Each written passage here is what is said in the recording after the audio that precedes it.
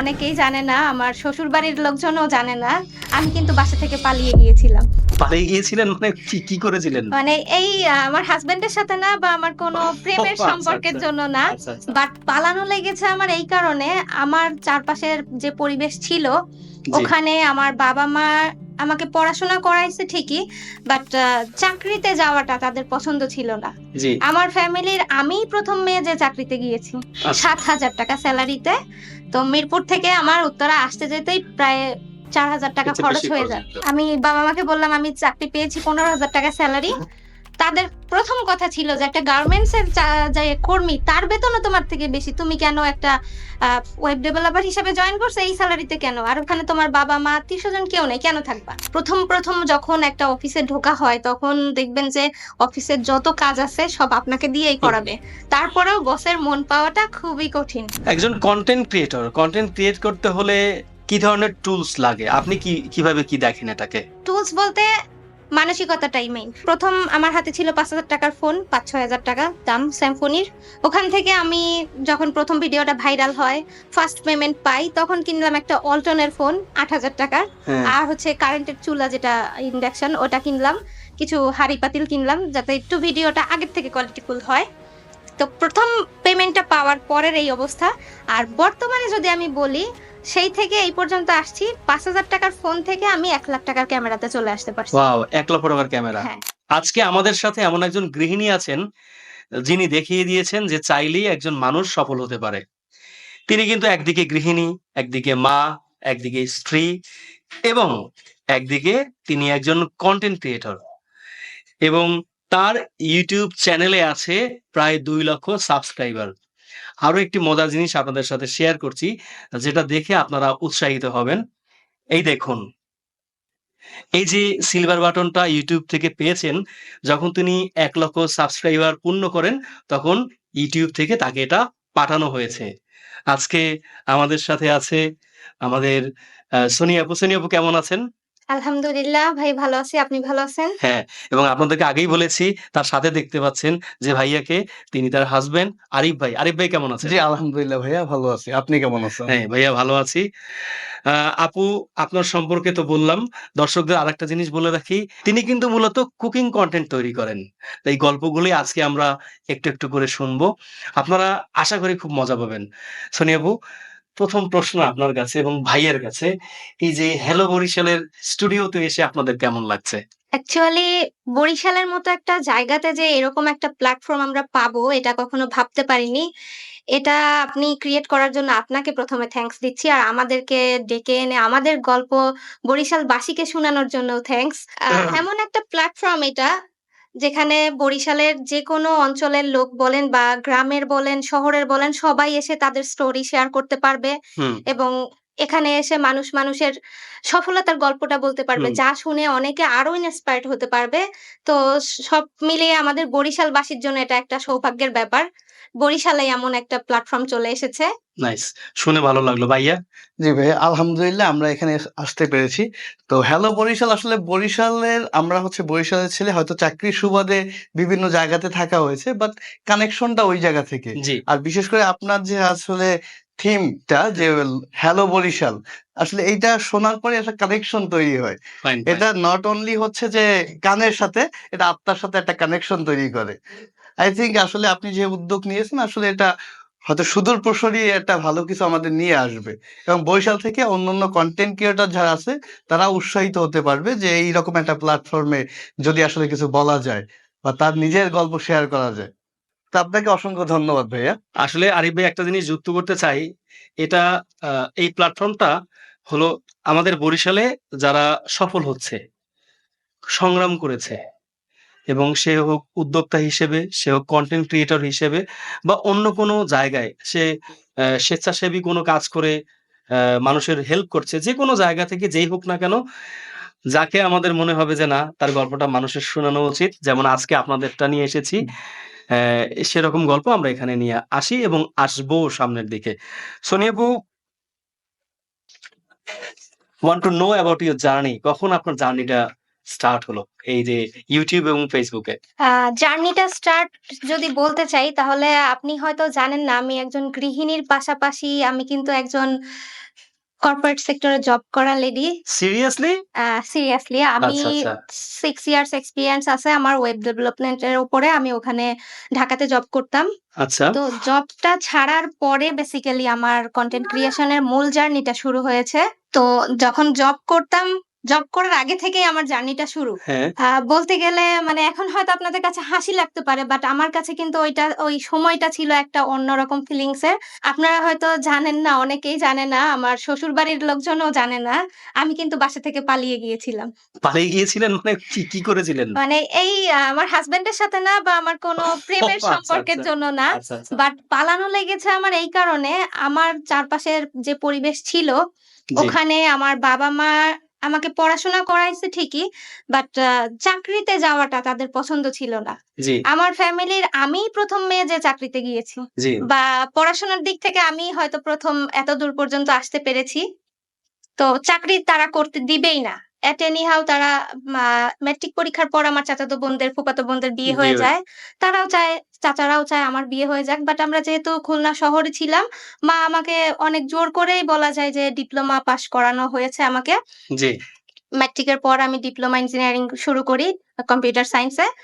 তো ওখান থেকে পাস করার পর একটা মেয়ের, ওখানে আমরা যারা পড়ছি সবার স্বপ্ন চাকরি করবে। আর যে আ লাইনে আমরা পড়াশোনা করেছি তাতে চাকরি না করে বসে থাকাটাও আমার কাছে ভালো লাগেনি। ছোটবেলা থেকেই আমার স্বপ্ন ছিল আমি আ আমার বাবার নাম সোলেমান শেখ। সবাই আমাকে জানে সোলেমান শেখের মেয়ে। শ্বশুরবাড়িতে জানে আমি আরিফের স্ত্রী। বাট আমার নামটা কেউ জানে না। এটা আমার ও ছোটবেলা থেকে কখনোই ভালো লাগেনি। আমি পরিচিত হব আমার নামে। তো এটার জন্য সবার ১ম এ আমার হয়তো নিজের কিছু করতে হবে, না হলে জব করতে হবে। হুম, তো ডিপ্লোমার পরে বাবা-মার এক কথা যে আমি বাইরে গিয়ে চাকরি করতে পারব না। ঘরে বসে স্টুডেন্ট যদি পড়াই তাতে রাজি আছে। বাট বাইরে গিয়ে জব তাদের পছন্দ না। বুঝতে পারছি। দাদা-বাড়ির কারোর পছন্দ না। অনেকের অনেক কথা শোনা লাগতো বাবা-মার এইজন্য।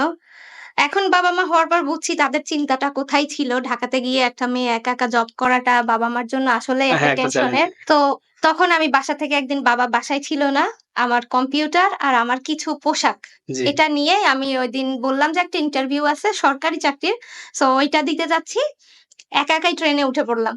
হুম, আমাদের খুলনা থেকে ঢাকাতে ট্রেনে যাওয়ার সুবিধাটা অনেক বেশি। হুম, ট্রেনে ওঠার পর একটা বান্ধবীকে ফোন দিছিলাম। হুম, আমার খুব ক্লোজ ফ্রেন্ড। তো ও ঐদিন ঢাকায় যাচ্ছিল। ওকে বললাম, "আমাকে একটু সাথে নিয়ে যা। একা তো কখনো যাইনি।" বাট সে তখন না করে দিল যে, "তুমি বাসা থেকে এভাবে যাচ্ছ বাবা-মাকে না বলে, কখনো কিছু হলে বা তুমি কোন হ্যাঁ, ছেলের ওটা সাথে যদি যাও, তো অর্গানিক এটা একটা আমার দায় পড়বে।" সে আমাকে সাথে নেয়নি। তো বাসা থেকে যখন বের হইছি বিসমিল্লাহ বলে তো একা একাই রওনা দিলাম। চলে গেলাম ঢাকায়। গিয়ে আমার আরেকটা বান্ধবী ছিল ওখানে। আমরা একসাথেই ডিপ্লোমা করছি। তো ওর সাথে দেখা করলাম যেয়ে ওর বাসায় উঠলাম। ও একটা মেসে ছিল। ওই মেসে আবার টোটাল ৪ টা মেয়ে ছিল। আমাকে রাখার মতো জায়গাও ওখানে ছিল না। ১ম দিন ইন্টারভিউ দিলাম। ওই আপুদের, বড় আপুদের বললাম যে, "আমার ইন্টারভিউ পর্যন্ত আমি একটু আপনাদের সাথে থাকতে চাই।" তারা খুব হেল্পফুল ছিল। আমাকে রেখে দিল। ইন্টারভিউ দিতে গেলাম উত্তরাতে, জি, মিরপুর থেকে। আমি তখন ঢাকার কিছুই চিনতাম না। ইন্টারভিউ যেদিন দিতে গেছি ওদিন অনেক অনেক কষ্ট হয়েছে চীনে যেতে। যে অফিসটাতে গেছি বিএনএস সেন্টারে, ওখানে মানে বিদ্যুৎ ছিল না ঐদিন। প্রচুর ঝড় বৃষ্টি ছিল। তো একটা মেয়ে ঢাকা শহরে ১ম দিন এরকম ঝড় বৃষ্টির মধ্যে, অন্ধকারের মধ্যে একটা অফিস রুমে গেছে। ছোট একটা অফিস ছিল ওখানে। খুব ভয়ে, ভয়ে গেছিলাম। বর্তমান পরিস্থিতি তো আপনারা জানেনই জি, কেমন। জি, তো আমার কাছে ওই দিনটা চিরস্মরণীয় হয়ে থাকবে। তখন ওখান থেকে আ যে আমার বস ছিল উনি বুঝতে পারছে যে আমি কোন একটা স্ট্রাগল করে এখানে আসছি। কথায় বুঝে যায় তারা ঢাকা শহরের মানুষ। তো সে আমার সেলারিই ধরল খুবই কম। আচ্ছা, ৳৭,০০০ সেলারিতে। তো মিরপুর থেকে আমার উত্তরা আসতে যেতেই প্রায় ৳৪,০০০ এর চেয়ে খরচ বেশি হয়ে খরচ যায়। হয়ে যেত। তো ওখানে আমি বাবা-মাকে বললাম আমি চাকরি পেয়েছি ৳১৫,০০০ সেলারি। তাদের ১ম কথা ছিল যে, "একটা গার্মেন্টস এর যে কর্মী তার বেতনও তোমার থেকে বেশি। তুমি কেন একটা আ ওয়েব ডেভেলপার হিসেবে জয়েন করছো এই সেলারিতে কেন? আর ওখানে তোমার বাবা-মা আত্মীয়স্বজন কেউ নেই। কেন থাকবা?" ঐদিন রাত থেকেই বাবা আমার সাথে কথা বলা বন্ধ। আমার বাড়িতে আসাও বন্ধ। পুরা ২ মাস বাবা আমার সাথে কথা বলেনি। ২ মাস পরে হচ্ছে ঈদ ছিল। তো ঈদের মধ্যে বাড়িতে আসবো। বাবা-মার কাছে মাপ চাইলাম যে, "আমি আর কখনো ঢাকায় যাব না।" মাপ চেয়ে আমি বাসায় আসলাম। কারণ ঈদটা বাবা-মা ছাড়া কাটানো খুব কষ্টের। যে বাচ্চারা থাকে বাবা-মা ছাড়া ঈদ করে তারাই শুধু বলতে পারে।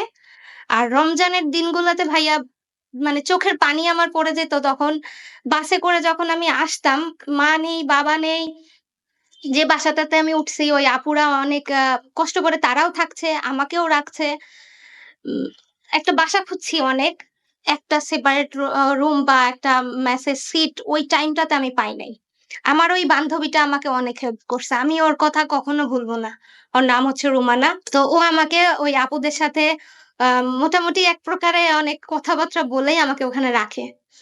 ২ মাস আমি ওর কাছে ছিলাম। ওখান থেকে এসে যে অফিস করে আর ১ম পর্যায়ে যখন একটা মেয়ে হিসাবে আমি অফিসে গেছি, ওখানে নামাজ পড়ার সুব্যবস্থা বলতে গেলে নাই। নামাজের টাইম সে বলছে, "ঠিক আছে ওখানে গিয়ে পড়েন।" বাট ওই সময় ক্লায়েন্ট আসবে। ওই সময় তাদের কাজ থাকবে। নামাজের ওয়াক্ত মতো পড়তে পারব না রোজা রেখে। আর ১ম যখন একটা অফিসে ঢোকা হয় তখন দেখবেন যে অফিসের যত কাজ আছে সব আপনাকে দিয়েই হুম, হুম। করাবে। তারপরেও বসের মন পাওয়াটা খুবই কঠিন। তো যখন ইফতারির টাইম হতো, আমি তখন অফিসের টাইম মানে একুরেট ভাবে মেইনটেইন করতাম। সবাই যদিও ৪ঃ০০ র দিকে চলে যেত, আমার প্রায় ৫ঃ০০ ৫ঃ৩০ র পরে আমার ছুটি হইতো। কারণ বলত যে, "আপনি নতুন আসছেন, অনেক কিছু শেখার আছে।" তো ওখানে বসায় রাখতো। যেতে প্রত্যেকটা দিন আমার বাসের মধ্যে ইফতার করতে হতো। আমি ২ টা খেজুর নিয়ে নিতাম সাথে, একটা পানির বোতল নিয়ে নিতাম। ওটা খেতাম আর বাবা-মার কথা খুব মনে পড়তো। ওহহো! স্যাড। যে আসলে বাবা-মা কত আদর যত্ন করে রাখছে। এখানে কেন আসতে দেয় নাই তখন বুঝছি। বাট বুঝেও তখন আসলে একেকজনের পয়েন্ট অফ ভিউ হ্যাঁ, একেক রকম। একরকম থাকে। হুম। আমার পয়েন্ট অফ ভিউ ছিল যে আমার কিছু করতেই হবে। আর বাড়িতে থেকে সেটা সম্ভব না। খুলনাতে আপনার ওইভাবে জবের ফ্যাসিলিটিস নাই। আমার বিএসসি ও কমপ্লিট করতে হবে। তো সেটা ভেবেই আমি কষ্টটা করি। বাসায় যেহেতু সেলারি বেশি বলছি, ঈদের সময় যাওয়া হয় আর প্রতিদিন বাসে যেতে অসুস্থ হয়ে যেতাম। ভাই ওই দিনগুলার স্মৃতি আমি কখনো ভুলব না। আমার চোখ থেকে এখনো রাতে যখন ঘুমাতে যাই, আমি মাশাআল্লাহ অনেক শান্তিতে আছি এখন। তখন আমার ওই দিনগুলার কথা খুব মনে পড়ে আর চোখ থেকে পানি আসে। আমার হাসব্যান্ড জানে মাঝে মাঝেই আমি ইমোশনাল হয়ে যাই ওই দিনগুলোর এখনো কথা আপনি ইমোশনাল কিন্তু হয়ে গেছেন। এটা না আসলে এটা ভুলতে পারি না ভাই। কষ্টের দিন কেউ কখনো ভুলতে পারে না। আর এরকম কষ্ট না করলে আমার মনে হয় না সফলতা খুব তাড়াতাড়ি হাতে এসে ধরা দেয়। সফলতা এমন একটা পাখি যাকে পেতে গেলে অনেক বেশি কাঠখড় পোড়াতে হয়, কষ্ট করতে হয়। তো ওই কষ্টের দিনগুলো যেহেতু ভুলতে পারি না তার মানে বুঝতেই পারছেন যে ওই সময় আমার কতটা স্ট্রাগল করতে হয়েছে। তারপর যখন বিয়েটা করে ফেললাম আরকি আমরা। বিয়ের পরে তখন আরো বেশি কষ্ট করতে হতো যে অফিস, বাসা, শ্বশুর-শাশুড়ি আসতো, দেবররা আসতো। তো ওইটা মেইনটেইন করতে বেশ ঝামেলা হতো। অফিস টাইমের সাথে মানে মিলাইতে পারছিলাম না সংসারটা সেভাবে। তো চিন্তা করলাম যে আগে আমার প্রায়োরিটি দেওয়া উচিত আমার সংসারের প্রতি। তো ভেরি গুড, ভেরি এইখান গুড। থেকে আমি চিন্তা করলাম যে তাহলে আমি এখন জবটা ছাড়ি। আমি তো একটা হুম, পজিশনে আসছি। আমার কিছু আমার ফ্রেন্ডরা আছে ওরা বলল, "তুমি ফ্রিল্যান্সিং করো।" তো ফ্রিল্যান্সিং। বাসায় এসে ট্রাইও করলাম। চাকরি ছাড়ার আগেই ট্রাই করছি ফ্রিল্যান্সিং এ। বাট সবার দ্বারা সবকিছু কিন্তু সম্ভব না। তো ওটাও আমি করতে পারছিলাম না। আমি রাত জাগতে পারি না তেমন একটা। তো ওটা করতে পারছি না যখন তখন আমার হাসব্যান্ড আমাকে বলল যে, "তুমি কিন্তু তোমার রান্না কিন্তু অনেক বেশি অসাধারণ। আ ইভেন এখন আমার হাসব্যান্ড আমার হাতের রান্না ছাড়া আর কোথাও গিয়ে সে খাবার খেতে পারে না। নাইস, ভেরি বাইরে নাইস। থেকে খাবার খেয়ে এসেও সে বাসায় এসে ভাত খায়। এমন তার অভ্যাস হয়ে গেছে। ওই আমাকে বুদ্ধি দিল যে, "তুমি তো এখনো পাশাপাশি একটা ছোটখাটো একটা চ্যানেল খুলতে পারো। YouTube এ তো অনেকেই এখন রান্নার রেসিপি দিচ্ছে।" এটা হচ্ছে 18 সালে। ১৮ সালে। 18 সালে আমি ১ম আমার কনটেন্ট আপলোড করি। তো ওর কথা মতো আমি তখন একটা সাবলেট বাসাতে ভাড়া ছিলাম ও আর আমি। তারপরে হচ্ছে আমি 18 সালে ১ম কনটেন্ট ক্রিয়েশন এ শুরু করি। ১ম ভিডিওটা 18 সালেই আমি আপলোড করি। ওকে। এই ছিল আপনার ১৮ সালের হ্যাঁ, জার্নি। ১৮ থেকে এখন কি ৭ বছর হয়ে গেল বোধহয় না? হ্যাঁ, ৭ বছর বা ৬ বছর চলছে। লম্বা সময় ধরে আপনি এটা জি। নিয়ে কাজ করছেন এবং আপনি কিন্তু দর্শকরা দেখছেন সে কিন্তু রেজাল্টও একটা পেয়েছে। এই যে আপনার যে জার্নিটা, এই জার্নিটায় আপনার মানে আনন্দদায়ক এমন কোনো স্মৃতি আছে? ভালো লাগে আপনার? যে হ্যাঁ, শুরুতে আমার এরকম একটা হয়েছিল। এটার কারণে আমার ভালো লাগছে। আনন্দ পুরো জার্নিটাই আনন্দের। হ্যাঁ, কনটেন্ট ক্রিয়েশনটা কারণ আপনি যে কাজটা ভালোবেসে ভালো লেগে করবেন ওই কাজটাই আপনাকে আনন্দ দিবে দিবে রাইট। এবং ওটাতেই আপনি দেখবেন কিছুদিন পরে হলেও সফলতা পাবেন। জি। সো আমি যখন কনটেন্ট ক্রিয়েশনটা শুরু করি, আমরা যেহেতু সাবলেট বাসাতে ছিলাম, তো ওখানে থেকে আপনার তেমন কোনো সরঞ্জাম আমার ছিল না। সিলভারের যে হাঁড়ি-পাতিল ছিল ওটাতেই ১ম ভিডিও করি। আমি যে চুলাটাতে রান্না করতাম, ওই চুলাটা ছিল আমরা ৩ জন শেয়ারে একটা চুলায় রান্না করতাম, বাড়িওয়ালার দেয়া। তো ওটা খুবই একটা মানে এখন দেখলে আপনি ভাববেন যে এই চুলায় রান্না করে কেউ কি ভাইরাল হতে পারে? আর তারপর হচ্ছে আপনার কোনো লাইট সেটআপ ছিল না। ইভেন কখনো কারেন্ট চলে গেলে আমি ছোট চার্জার লাইট ছিল বাসাতে। ওই লাইটগুলো আমার হাসব্যান্ড ২ পাশ থেকে এভাবে ধরতো। আমি আমার ফোনটায় আ লাইট জ্বালায়ে তারপর ওই ফোন দিয়েই আবার ভিডিও করতাম। ভিডিওর কোয়ালিটি খুবই খারাপ ছিল। সো এখন যারা বলে যে আমাদের এইটা নাই, ওইটা নাই আমরা কিভাবে করব? তাদের জন্য আমি এই কথাটা আপনার মাধ্যমে শেয়ার করলাম যে আসলে ইচ্ছা শক্তিটাই মূল। মূল। ইচ্ছা শক্তি থাকলে আপনার কাছে যা আছে আপনি তাই দিয়ে শুট করতে পারেন, তাই দিয়ে আপনি ভাইরাল হতে পারেন। আমার ফার্স্ট যে ভিডিওটা ভাইরাল হয় সেটা মেবি এখন ২২ মিলিয়ন ভিউ চলছে। একটা ২২ বিরিয়ানির মিলিয়ন! ইয়েস, একটা ফ্যান্টাস্টিক! বিরিয়ানির রেসিপি। তো ওখানে আমার ওই চুলাটা হয়তো এখন যদি কেউ গিয়ে দেখে দেখতে পারবে যে কত একটা খারাপ পরিবেশে আমি ভিডিওটা শুরু করি বলতে গেলে। কিছুই ছিল না, কোন সেটআপ ছিল না।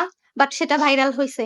সেটার লাইক, কমেন্ট তার কমেন্ট এত পরিমাণ আসতো আমার ১ম পর্যায়ে ওই ভিডিওটার যে রিপ্লাই দিতে গেলেও আমি টাইম পাইতাম না, এমন অবস্থা। আর ওটা থেকেই আমার জার্নিটা একটা স্পিড পায়। হুম।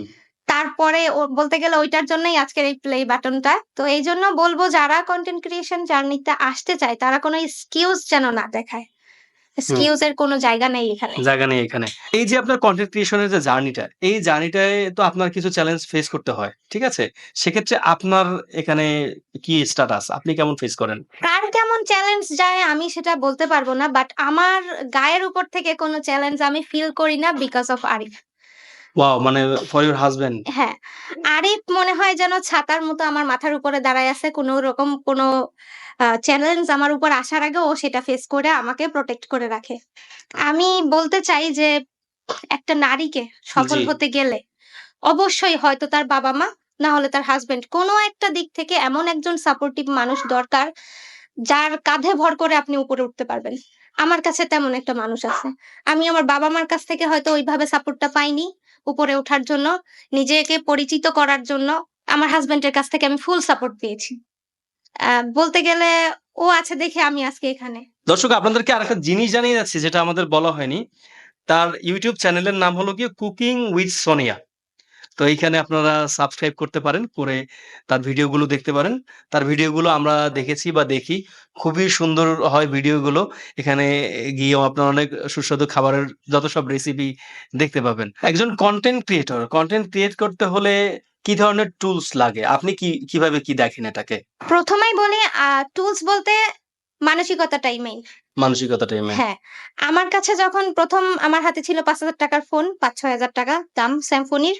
ওখান থেকে আমি যখন ১ম ভিডিওটা ভাইরাল হয়, ফার্স্ট পেমেন্ট পাই, তখন কিনলাম একটা Walton এর ফোন ৳৮,০০০ হ্যাঁ। আর হচ্ছে কারেন্টের চুলা যেটা ইন্ডাকশন ওটা কিনলাম। কিছু হাঁড়ি-পাতিল কিনলাম যাতে একটু ভিডিওটা আগের থেকে কোয়ালিটিফুল হয়। তো ১ম পেমেন্টটা পাওয়ার পরের এই অবস্থা। আর বর্তমানে যদি আমি বলি, সেই থেকে এই পর্যন্ত আসছি ৳৫,০০০ র ফোন থেকে আমি ৳১,০০,০০০ র ক্যামেরাতে চলে আসতে পারছি। ওয়াও! ৳১,০০,০০০ ক্যামেরা। হ্যাঁ। পাশাপাশি আমার ল্যাপটপ, পিসি সবকিছুই আমি ল্যাপটপ কিনেছি প্রায় ৳৬০,০০০ দিয়ে। জি। সম্পূর্ণ মানে আমার কনটেন্ট ক্রিয়েশন এর জন্য এখন যা প্রয়োজন লাইট সেটআপ বলেন, রুম সেটআপ সবকিছু আমি আমার YouTube এর টাকা থেকেই করছি। YouTube এর টাকা থেকেই করেছেন? হ্যাঁ। শুধু আমার যে নিজের খরচ তা না। আমি কিন্তু আমার হাসব্যান্ডের কখনো যদি কোনো প্রবলেম হয় তাকে সাপোর্ট করতে পারতেছি। জি। আমার বাচ্চার কিছু লাগলে আমার হাসব্যান্ডকে বলার আগেই আমি নিজে এনে দিতে পারছি। জি। আমার নিজের যদি একটা মেয়ের অনেক কিছু লাগতে পারে। সবসময় হাসব্যান্ডের কাছেই যেয়ে বলব যে আমার এটা লাগবে, এটা দাও, ওইটা দাও। তারও তো একটা অ্যাবিলিটির আর ব্যাপার আছে। তো আমি মনে করি এই দিক থেকেও অনেক মহিলাদের উচিত তাদের হাসব্যান্ডদের সাপোর্ট করা বা নিজে কিছু করতে পারলে সেখান থেকে সেটা অ্যাচিভ করে নেয়া। তো আমি আমার YouTube এর টাকা থেকে আমার ডিটেইলস যত খরচ আছে সেটাও বেয়ার করতে পারছি। প্লাস হাসব্যান্ডকে, বাচ্চাকে নিজের জন্যও কিছু করতে পারছি। আসলে আপনার কথাগুলো শুনে খুবই অনুপ্রেরণা যোগাচ্ছে মনে। আপনার প্রত্যেকটি মেসেজ খুবই ইম্পোর্টেন্ট। ভালো মেসেজ আছে দর্শকদের কাছে। আপনি আপনাকে আমি একটা জিনিস শেয়ার করতে চাই। সেটা হলো বর্তমানে প্রায় ২০০ কোটি লোক কনটেন্ট ক্রিয়েশন এর সঙ্গে জড়িত ওয়ার্লডে। এবং বাংলাদেশে বর্তমানে এটি এখন অত্যন্ত পপুলার একটা মাধ্যম। এখানে কনটেন্ট ক্রিয়েশন যে করছে, বাবা-মারা বা একটু যারা সিনিয়র আছে তারা এখনো মনে করছে এটা মনে হয় বাচ্চাদের মতো একটা জিনিস। হুম। এটা করে এটা ভালো না। কিন্তু এটা দিয়েই যে মানুষ আয় করছে এবং অনেক সংসার চলছে অথবা এটা দিয়েই যে ফ্ল্যাটও কিনে ফেলছে মানুষ, গাড়ি কিনে ফেলছে, হ্যাঁ, হ্যাঁ। এটা কিন্তু আমরা ভুলে যাই।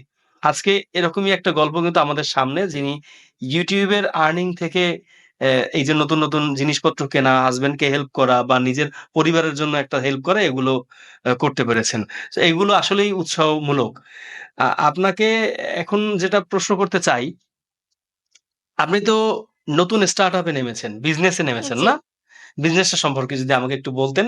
আমার স্টার্টআপটা হচ্ছে এই যে দেখতে পাচ্ছেন, হুম। এটা হচ্ছে একটা গরুর মাংসের আচার। গরুর মাংসের আচার। হ্যাঁ। আর এই মাংসের আচারটা উৎপাদনের পিছনে আমার একটা গল্প আছে। আচ্ছা, এই বলুন তো? গল্পটাও একটু আপনাদের সাথে শেয়ার করি। আমি হচ্ছে সবসময় বাসায় খুব রিচ ফুড রান্না করা হয়। যেহেতু আমার কনটেন্ট দিতে হয় ফুড নিয়েই। তো মাঝে, মাঝেই আমি বাসায় শাকসবজি খুব সিম্পল ভাবে রান্না করি, যেটা আমার খেতে খুব ভালো লাগে। আমি রিচ ফুড একটু কম পছন্দ করি। কিন্তু আমার হাসব্যান্ডের আবার সেটা পছন্দ না। সে হাসব্যান্ডরা সবাই সবসময় একটু রিচ ফুড পছন্দ করে। সবসময় আমিও সে রিচ পছন্দ ফুড করি। খাবে। আর তার বেশি পছন্দ আমার হাতের খিচুড়ি। খিচুড়ি, হ্যাঁ। সো তার কথা মাথায় রেখে এটা তৈরি করা বাসায়। আর বাসায় তৈরি করার আগে আমি বাজার থেকে কিছু প্রোডাক্ট নিয়েছি। হুম, কোম্পানির নাম বলব না, বাট কয়েকটা কোম্পানি থেকেই নিয়েছিলাম গরুর মাংসের আচার। কিন্তু সেটা খাওয়ার পর আমার কাছে ভালো লাগেনি। আমার পরিবারের কারো কাছেই ভালো লাগেনি। তো সেইটা চিন্তা করলাম। আরো একটা ব্যাপার হচ্ছে আমার কমেন্ট আসতো যে, হুম, "আপু আপনার হাতের খাবার খেতে চাই।" অনেকেই কমেন্ট করত। তো এই সবকিছু মিলিয়ে আমার কাছে ব্যাপারটা মনে হলো যে আমি একটা প্রোডাক্ট লঞ্চ করি। যেটা হচ্ছে সবাই খেতেও পারবে। আমার হাতের স্বাদ কেমন টেস্ট করতে পারবে। আর এটা যেন একটু অথেন্টিক থাকে। হুম। সেটা মাথায় রেখে আমি বাসায় যেভাবে আমার নিজের জন্য, হাসব্যান্ডের জন্য তৈরি করি, ঠিক সেইম ভাবে এই প্রোডাক্টটা আমি তৈরি করেছি। ঘরোয়াভাবে একদম পিওর সলিড 100% সলিড মাংস দিয়ে আমার এই আচারটা তৈরি। মাংস দিয়ে? পুরাই সলিড মাংস। কারণ আমি আপনাকে বলি ফার্স্ট প্রোডাকশন এ আমি হচ্ছে বাজার থেকে আমার হাসব্যান্ড দিয়ে মাংস কেনাই। ১০ কেজি গরুর মাংস থেকে আমি ৪ কেজি মাংস পাইছি। আচারের জন্য। আর বাকিটা আমার রেখে দিতে হয়েছে বাসায় খাওয়ার জন্য। ওইটা আর আচারে ব্যবহার করা যায়নি। তাহলে বুঝেন যে কতটুকু সলিড আমার এখানে ব্যবহার করতে হইছে। Very nice. আর এটার মধ্যে আমি একটা কম্বিনেশন করছি। আমি যেহেতু খুলনার মেয়ে, আমার কাছে আমাদের অঞ্চলের চুইঝালের হ্যাঁ, গরুর মাংস চুইঝাল রাইট। আমার খুব পছন্দের। হ্যাঁ, আমাদেরও।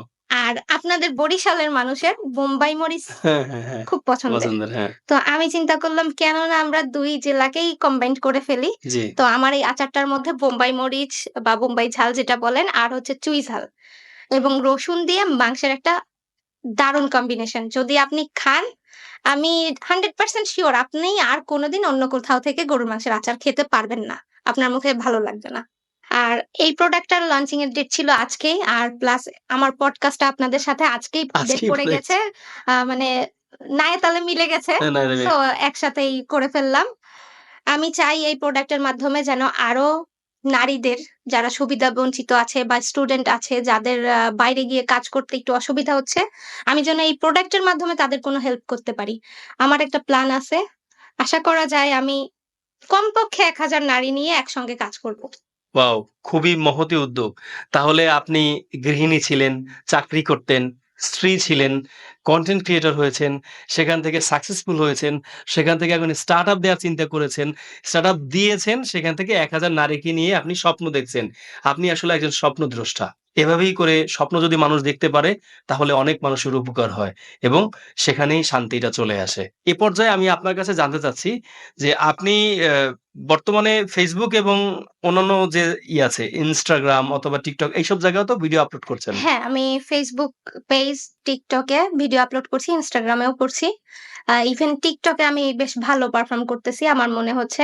লাস্ট ৩০ দিনে ৩০ টা ভিডিওর মধ্যে আমার প্রায় ৩-৪ টা ভিডিও আ বেশ ভালো পারফর্ম করেছে। তার মধ্যে একটা ভিডিও প্রায় ৫ দিনের মধ্যে ২ লাখ ভিউ ক্রস করছে। তো আমার মনে হয় ওখানেও আমি ভালো কিছু করতে পারব।